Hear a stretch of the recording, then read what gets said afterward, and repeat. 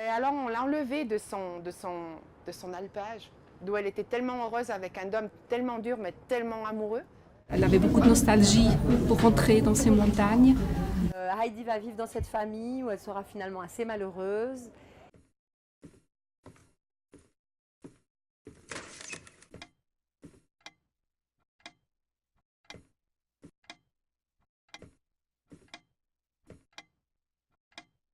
On n'est pas plus heureux avec beaucoup de choses, dans un endroit qui a beaucoup de possibilités, parce que parfois je pense que même cette fille, elle était vraiment, vraiment mieux.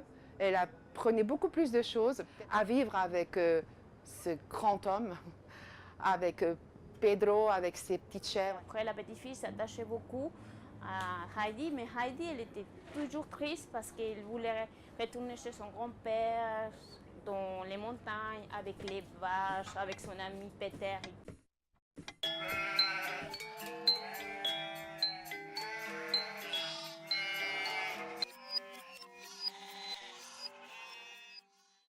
Et après, je ne sais pas comment il est retourné. Tellement malheureuse qu'un jour ils sont obligés de la ramener chez son grand-père où voilà, elle finit par retrouver son sourire et le bonheur. On nous a essayé de nous montrer une petite fille, comme maintenant elle doit s'adapter.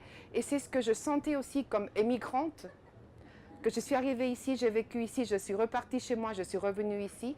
Je pense que c'est la même chose qu'a senti cette fille. Et elle se lie d'amitié avec cette petite fille et elle a une idée, c'est lui apprendre à marcher. Un jour, quand c'était son anniversaire, son ami il a donné un ticket pour aller en train aux montagnes où vivait son grand-père.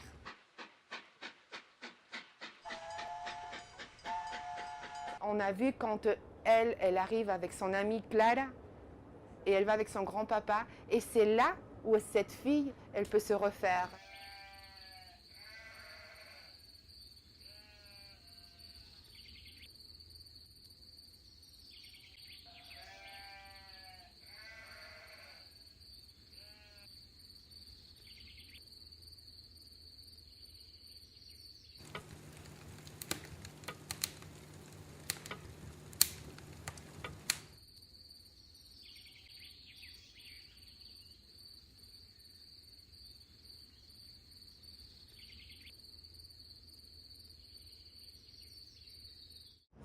Elle amène cette petite fille dans les alpages suisses, d'où la légende comme quoi l'air est très sain dans les alpages. Après quelques jours, son ami qui est revenu, mais un garçon qui s'appelle Peter, je ne me souviens pas trop bien, il a cassé la chaise roulante et les deux ils sont restés très fâchés.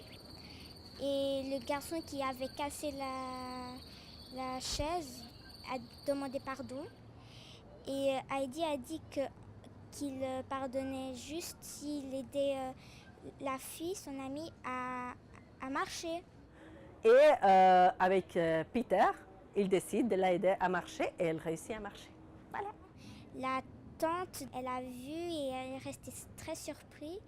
Et elle est restée encore un moment Et voilà, c'était un peu l'histoire du bon temps dans les montagnes.